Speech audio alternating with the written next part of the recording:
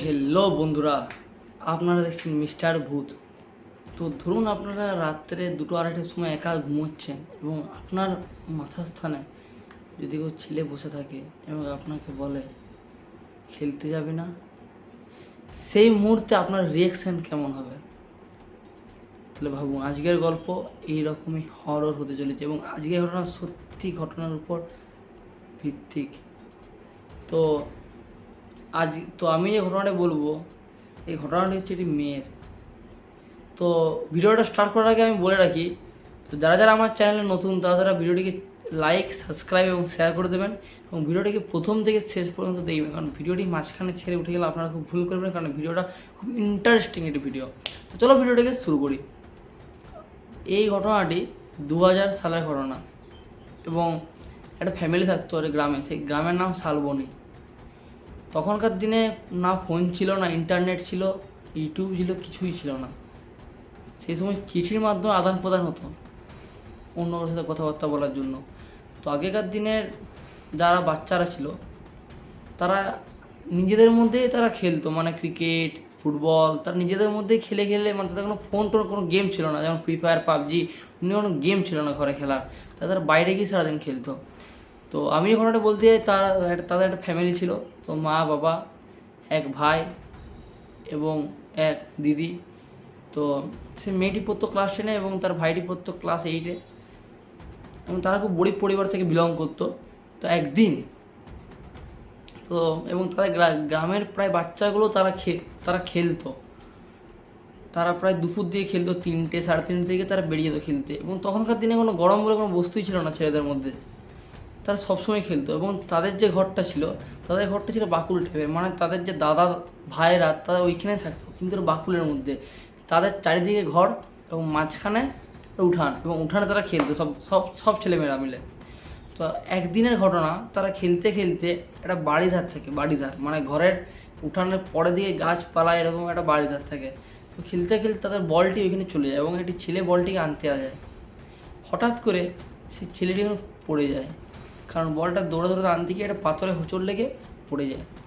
তো একদিন পড়ে গিয়ে তার মাথাটা একটু কেটে যায়। তো যখনই কেটে যায় তখন তার মাথা থেকে রক্ত বেরিয়ে যায়। তো সবাই তখন আসে এবং তাদের বকাবকি করে যে রাত্রে দুপুরে এখন এখানে কেন খেলছো, এখন ভালো নয়। এবং তখনই একটা মানে ঠান্ডা হাওয়া, মানে ঝড়ের মতো আসে, হালকা ঝড়ের মতো। তখনই মেয়েটার যে মা ছিল, সে একটু জ্যোতিষ টাইপের, মানে সে সব কিছু বুঝতে পারতো। হঠাৎ করে সে সব বাচ্চাগুলো নিয়ে নিয়ে ঘর চলে যেত এবং তার যে ছেলে মেয়েকে তারা ঘর ঢুকে নিল। দিয়ে সেই যার ছেলেটা কেটে গিয়ে তাকে ওষুধ লাগিয়ে সে তার নিয়ে ঘর চলে গেল।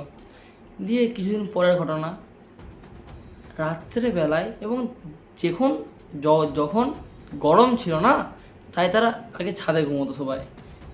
একদিন হঠাৎ তার সাথে ছাদে ঘুমিয়েছে এবং মেয়েটা পড়াশোনায় ভালো ছিল, এই জন্যে মেয়েটা নিজের ঘরে চলে আসে এবং তাদের সবাই মাটির ঘর ছিল, তারা নিচে চলে আসে একটা মেয়ে পড়ার জন্য, একা রুমে।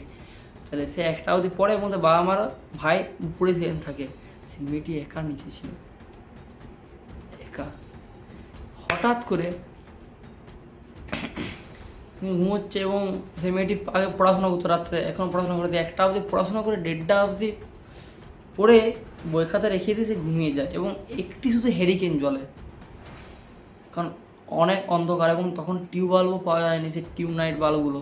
তাহলে হেরিকেন চালিয়ে ঘুমিয়ে পড়ে খায়। এবং তখনকার দিনে আগে সবাই বলতো নাকি, যেহেতু অত ঘর বাড়ি গাড়ি চলতো না, ঘর থাকেনি, ফাঁকা এলাকা, শুধু ভূত প্রেতের বাসটা বেশি ছিল।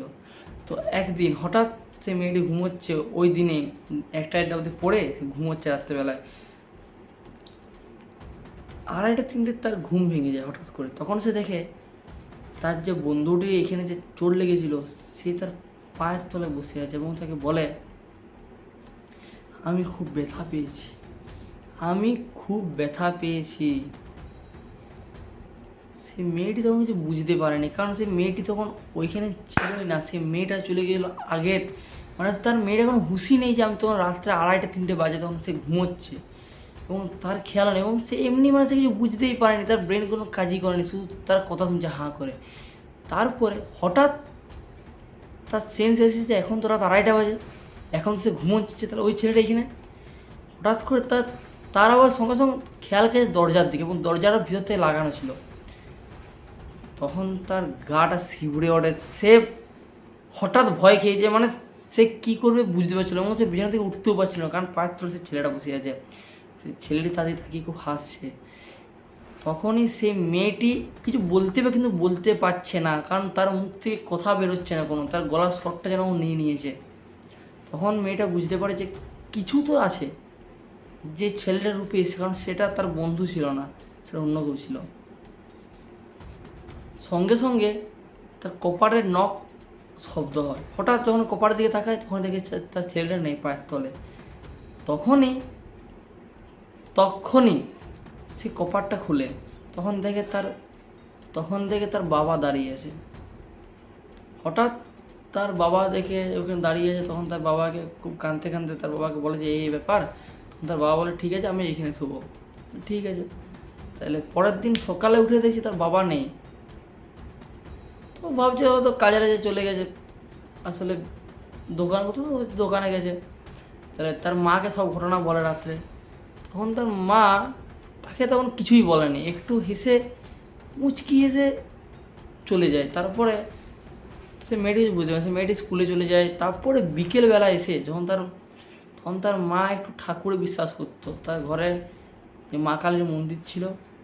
তাহলে সে মা ওই মেয়েটাকে মা কালীর মন্দিরে ডাকে বিকেলে, গঙ্গা জল দিয়ে মাথায় দেয় এবং বলে যে মা কালীকে প্রণাম করতে। দিয়ে মেয়েটা যখন তার মাকে জিজ্ঞেস করেছে কী হয়েছে, তখন তার মা বলছে যে এসছিল রাত্রে, যে ছেলেটি পায়ের তলায় বসেছিল, সে অন্য কেউ নয়, সে একটি আত্মা ছিল।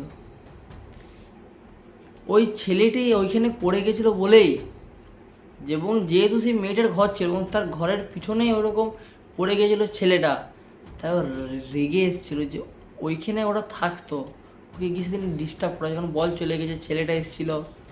আরও বলে যে ওটা আত্মার সাথে সাথে যে ঝড়টা এসেছিলো, সেই ঝড়টা ওই কারণে এসেছিলো, এবং তার মা বুঝতে পেরে সেদিন তাকে তার জন্য ঘরে ঢুকিয়ে নিয়েছিল। এবং সব থেকে সত্যি কথাটা বলে, সেই সত্যি কথাটা হলো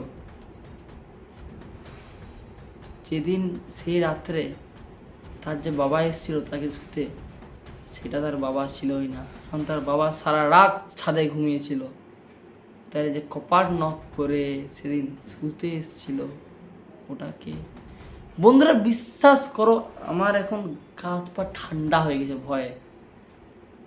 আমি গল্পটা গল্পটা হচ্ছে আমার দিদির, তাহলে একদম সত্যি ঘটনা, আমার এখন গায়ে কাটা দিচ্ছে। তার ঘটনাটা শুনে তার জ্বর চলে এসেছে, কারণ সারা রাত যে বাবা যে তার পাশে শুয়েছিল, সে আসলে তার বাবা ছিলই না, তার বাবা সারা রাত ছাদে ঘুমিয়েছিল। তাহলে ওই ছেলেটির পরে তার কাছে এসে কে শুয়েছিল, এটা আজও দিদি বুঝতে পারেনি। মেয়েটির কাছে আজও অবিশ্বাস্য যে হয়তো ছেলেটা আত্মা ছিল, কিন্তু তার কোনো ক্ষতি করতে আসছিল না। তাহলে তার বাবার রূপে যে এসেছিল খবর ঠকঠক করে, সে আসলে কে? তো বন্ধুরা আজকের ঘটনা এই তক্কই, তো এটা একদম সত্যি ঘটনা। তো আপনারাও যদি এরকম নতুন গল্প শুনতে চান, বা আপনারা যদি নিজের সাথে ঘটা সত্যি ঘটনা যদি বলতে চান, তো আমায় কমেন্ট করুন, আমি আপনাকে আমার নাম্বার দেবো, এখান থেকে আমাকে কল বা হোয়াটসঅ্যাপে পাঠাবেন, আমি এখান থেকে আপনার গল্পটা আপনার নাম সব বলবো। হ্যাঁ, তো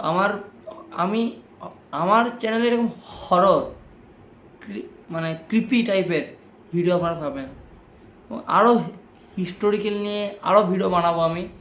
তো যদি ভিডিও আমার ভালো লাগে লাইক সাবস্ক্রাইব এবং শেয়ার করে দেবেন, এবং নিচে অবশ্যই কমেন্ট করবেন যে কেমন লাগলো, বা আরও যদি আপনার কিছু টপিক নিয়ে কিছু থাকে তো টপিকটা আমাকে বলবেন যে এই টপিক ভিডিও বানাতে হবে, আমি সেই টপিকে ভিডিও বানাবো।